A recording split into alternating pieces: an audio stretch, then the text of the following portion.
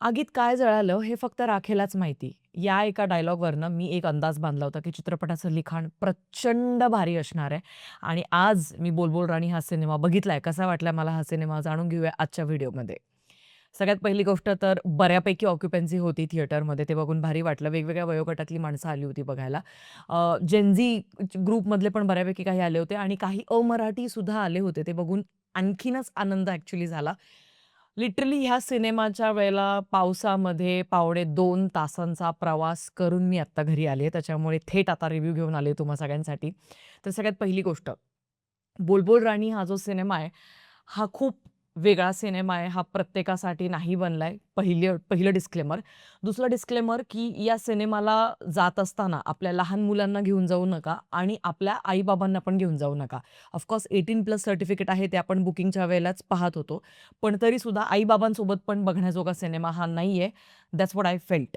आता प्रत्येकाची comfortable space वेगवेगळी असू शकते किंवा तुमची समीकरणं वेगवेगळी असू शकतात तुमच्या आई-बाबांसोबत. पण मी तरी नाही बघू शकणार माझ्या पेरेंट्ससोबत. काही असे स्पेसिफिक असे सीन्स आहेत जे थोडेफार असे नाही कम्फर्टेबल मला फील करू देणार त्यांच्यासमोर. बरं, आता पुढची आणि एक शेवटची गोष्ट. हा सिनेमा खूप वेगळा आहे. हा सिनेमा नॉर्मल सिनेमाच्या टेम्प्लेटला फॉलो करणारा अजिबातच नाहीये. सगळ्यात आधी याचा प्लॉट आपण समजून घेऊया. डोंट वरी स्पॉयलर्स नाही देणार आहे मी. प्लॉटमध्ये आपल्याला असं दिसतंय, की सुबोध भावे जो आहे तो एका केसच्या इन्व्हेस्टिगेशनसाठी सृजनपूर नावाच्या गावी जातोय. केस अशी आहे, की माया नावाची एक तमाशात काम करणारी बाई होती. तर तिचं लग्न एका तिथल्या भल्या मोठ्या अशा एका कंत्राटदारासोबत होतं किंवा सावकारासोबत होतं, असं आपण कन्सिडर करूया. आणि मग तिच्या आयुष्यात आणखीन सुद्धा कोणीतरी एक तिसरा व्यक्ती असतो. तर काहीतरी अशा गोष्टी होतात आणि मग त्याच्यानंतर कोणाकडनं तरी कोणाचा तरी तिथे खून होतो. आता हीच जी घटना आहे ती कोणासोबत झाली, का झाली, कधी झाली या सगळ्या गोष्टींचं इन्व्हेस्टिगेशन करण्याकरता सुबोध भावे तिथे पोहोचतो. मग तो गावातल्या वेगवेगळ्या लोकांसोबत चर्चा वगैरे करतोय, सगळ्या गोष्टींची माहिती काढण्याचा प्रयत्न करतोय आणि शेवटी त्याच्या काय हाती लागतं हे बघण्याकरता आपल्याला हा सिनेमा बघावा लागेल. आता हा झाला ओव्हरऑल प्लॉट. सगळ्यात आधी पॉझिटिव्ह ॲस्पेक्ट्सबद्दल बोलूया. सगळ्यात पहिली गोष्ट जी मला सगळ्यात आधी बोलावीशी वाटते ती म्हणजे या चित्रपटाचं लिखाण खूपच इम्प्रेसिव्ह आहे. स्पेशली 3 वेगवेगळे पर्स्पेक्टिव्ह आपल्या सगळ्यांसमोर मांडले जातात आणि त्याचं लिखाण हे खूपच एंगेजिंग स्क्रीन प्लेचं लक्षण होतं आणि खूपच टाईट स्क्रीन प्ले आपल्या सगळ्यांसमोर मांडण्यामध्ये ते यशस्वी होतं. कारण लिखाण फार दमदार असल्यामुळे मग पात्रांचा अभिनय आणि त्याची एकदम कसून अशी केलेली एडिटिंग आपल्याला ह्या सगळ्या गोष्टींमुळे तो चित्रपट एंगेजिंग वाटू लागतो. हे लिखाणापासून सुरू होणारी गोष्ट असल्यामुळे प्रथमदर्शनी लिखाणाला जास्ती मार्क द्यायला पाहिजे असं मला वाटतं. पुढची पॉझिटिव्ह गोष्ट आहे अभिनय आणि या बाबतीमध्ये अख्ख्या चित्रपटामध्ये सई ताम्हणकर आणि चिन्मय मांडलेकर या दोघांनी परत एकदा हे सिद्ध केलंय, की जो एक अत्यंत जास्त कर्तृत्ववान असा अभिनेता असतो, तो अशा प्रकारचे प्रोजेक्ट्सची ना वाट पाहत असतो. कारण अशा प्रकारचे प्रोजेक्ट ज्यावेळेला त्या अभिनेत्याकडे येतात, त्यावेळेला तो किती उच्च दर्जाचा अभिनेता आहे किंवा तो पर्टिक्युलर त्या एका पात्राला लेखकाने जे इमॅजिन केलेलं पात्र आहे, त्याला तो इथून इथे कसा नेऊ शकतो आपल्या अभिनयाच्या माध्यमातनं, हे सिद्ध करू शकतो आणि स्वतःच्या कॅलिबरला चॅलेंज करू शकतो. अशा प्रकारचा हा प्रोजेक्ट होता. या दोघांसाठी सुद्धा अत्यंत सुंदर असं काम या दोघांनी केलंय. व्हेरिएशन जर म्हणजे आता एकाच समजा आपण कन्सिडर करूया, की पहिली घटना सुरू आहे. अख्ख्या चित्रपटामध्ये टोटल 3 घटना आहेत. त्यातली पहिली जी घटना आहे, त्या घटनेमध्ये समजा सई ताम्हणकरच्या चेहऱ्यावरती बराच वेळ कॅमेरा आता स्टिल आहे. तिचा डायलॉग बोलून झालाय, आता समोरचं काहीतरी बोलणार आहे, पण ती जी मधली स्पेस आहे, त्या मधल्या स्पेसमध्ये तिच्या चेहऱ्यावरती फ्रॅक्शन ऑफ सेकंड्समध्ये एक्सप्रेशन्स चेंज होत आहे आणि हे फार कमाल आहे आणि हे इतकं सुंदर वाटतं ज्यावेळेला तुम्ही मोठ्या पडद्यावरती एक व्ह्यूअर म्हणून ज्यावेळेला बघता, तुमचा आत्मा तृप्त होतो, अशा प्रकारचा अभिनय बघितल्यानंतर. So I loved her performance. I think she is the queen of this film आणि परत एकदा तिने ते सिद्ध केलं, की तिच्याकडे तुम्ही कुठली स्क्रिप्ट घेऊन जा, कुठलंही पात्र घेऊन जा, ती त्या पात्राला एका नॉर्मल पात्रावरनं आउटस्टँडिंग पात्रामध्ये कसं कन्व्हर्ट करू शकते. तर हे फक्त सई ताम्हणकरने सिद्ध केलंय आणि आत्ताची definitely she is the star of Marathi industry. We can literally declare this. म्हणजे काही महिन्यांपूर्वी जे आपण गिरिजा ओकला सगळ्यांनीच जे अगदी नॅशनल क्रश वगैरे डिक्लेअर करून मोकळे झाले होते ना सगळे, तसं सई ताम्हणकरबद्दल आता सगळेजण डिक्लेअर करू शकतात डायरेक्ट, की मराठी चित्रपटसृष्टीतली फिमेल एक्ट्रेसेसपैकी ती एक आता स्टार आहे आणि सुपरस्टार आपण तिला म्हणू शकतोय. ओके, आता येऊया चिन्मय मांडलेकर यांच्यावरती. बिलीव्ह मी, समोर सई ताम्हणकर आहे, समोर अशा प्रकारचं लिखाण आहे, की ज्याच्यामध्ये तुम्हाला खूप चॅलेंजिंग रोल प्ले करायचा आहे अशा पद्धतीचा रोल प्ले करायचा आहे, की व्ह्यूअर कन्फ्यूज झाला पाहिजे तुमच्याबद्दल. ज्या लेव्हलचे एक्सप्रेशन्स त्यांनी दिलेले आहेत आणि छोट्या-छोट्या वाक्याच्या शब्दामध्ये त्यांची देहबोली बदलतीये.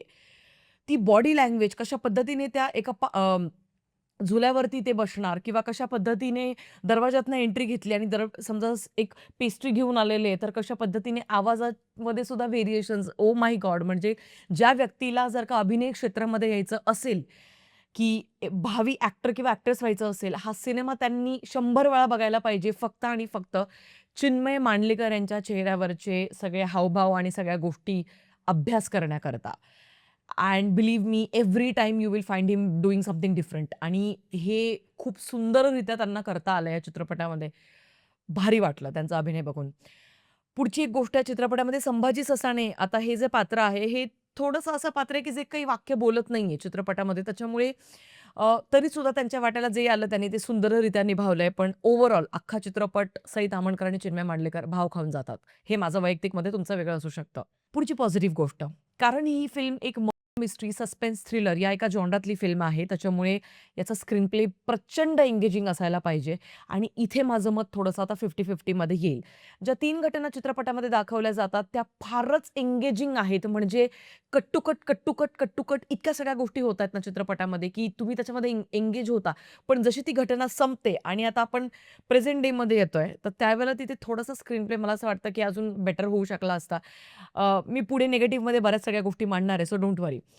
पुढची एक पॉझिटिव्ह गोष्ट, या चित्रपटामध्ये कॉस्ट्यूम डिपार्टमेंटने सुंदर काम केलेलं आहे. स्पेशली सई ताम्हणकरच्या कॉस्ट्यूमसाठी आणि चिन्मय मांडलेकरच्या कॉस्ट्यूमसाठी.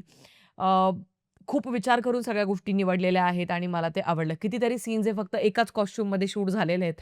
पण कंटिन्युटीमध्ये पण काही इश्यू तुम्हाला जाणवणार नाही. खूप बारीक गोष्टींचा विचार केलेला आहे. सो प्रोडक्शन डिपार्टमेंटने सुद्धा खूप सुंदररित्या सगळ्या गोष्टींचा विचार करत या पिक्चरमध्ये त्यांनी काम केलं असं म्हटलं तर वावगं ठरणार नाही.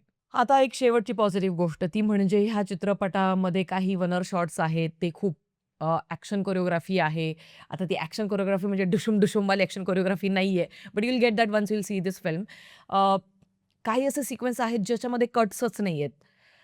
आणि मग आपण त्यावेळेला असा विचार करतो क्रिएटिव्हली, की कसलं भारी शूट केलं यार हे, म्हणजे असे किती रिटेक झाले असतील किंवा हे कशा पद्धतीने जुळवून आणलंय डिरेक्टरने या गोष्टी. त्याच्यामुळे सिड विंचुरकर यांना याचे 100 पैकी 100 मार्क मिळायला पाहिजे, असं मला वाटतं.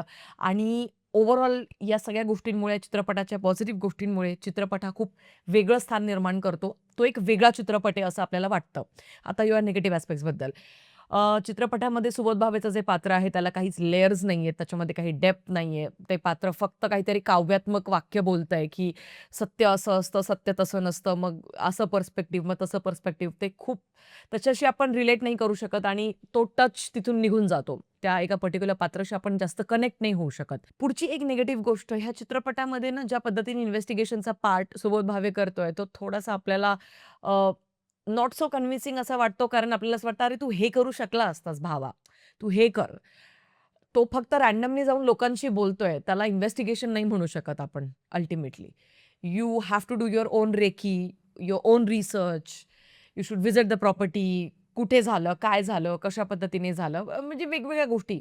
भलेही तो एक पत्रकार का असो किंवा तो कुठलाही एक इन्व्हेस्टिगेटर का असेना स्वतः, तरीसुद्धा त्याच्या इन्व्हेस्टिगेशनचा पार्ट हा मला खूप लूपहोल्सवाला वाटला. आणि एक फक्त रंगरंगोटी केलेली भिंत दाखवली म्हणजे इन्व्हेस्टिगेशन होतं हे असं नाही. आपण लहानपणापासून ते सी-आय-डी आणि सावधान इंडियामध्ये वगैरे सगळं बघत आलोय, क्राईम पेट्रोलमध्ये वगैरे. पण ते आता नाही कन्विन्सिंग वाटतं. त्यासाठी तुम्हाला थोडंसं अजून डीपली जाऊन, तो खोलात जाऊन कशा पद्धतीने रिसर्च करतो या सगळ्या गोष्टी दाखवायला पाहिजे होत्या. त्या मला नाही वाटल्या कुठे दाखवलेल्या. बरं, पुढची एक निगेटिव्ह गोष्ट ह्या चित्रपटामध्ये ना, जो क्लायमॅक्स आहे तो अजिबातच आपल्याला झेपत नाही. क्लायमॅक्स पाहिल्यानंतर इतकं अतृप्त आत्मा घेऊन, म्हणजे स्वतःलाच बडवावसं वाटेल अशा पद्धतीची भावना घेऊन आपण थिएटरच्या बाहेर येतो आणि त्याच्यामुळे म्हणजे असं होतं की अरे सिरियसली, अरे यार! म्हणजे आम्ही येडे आहेत का? सो अशी भावना येते, म्हणजे माझ्या चेहऱ्यावरचीच मला तुम्हाला सांगत असेल. मला हसायला येत होतं ते बघून. क्लायमॅक्स खूपच बालिश त्यांनी दाखवलाय. Climax okay. मला तुम्हाला नाही स्पॉइलर द्यायचा आहे कुठला. सो आय एम सॉरी मला ह्याच्यापुढे नाही बोलता येणार. बट बिलीव्ह मी चित्रपट क्लायमॅक्समध्ये प्रचंड निराशा करतो आणि त्या एका निराशापोटी मी या चित्रपटाला ॲक्चुअली जर का तसा क्लायमॅक्स नसता, तर मी या चित्रपटाला genuinely I would have given literally 4 stars. पण कारण चित्रपटाचा क्लायमॅक्स प्रचंड बालिश वाटतो आपल्याला आणि तो अजिबातच कन्विन्सिंग नसल्यामुळे मी या चित्रपटाला देईल 3 स्टार्स आउट ऑफ 5. हा होता माझा रिव्ह्यू बोलबोल राणी या चित्रपटाबद्दलचा.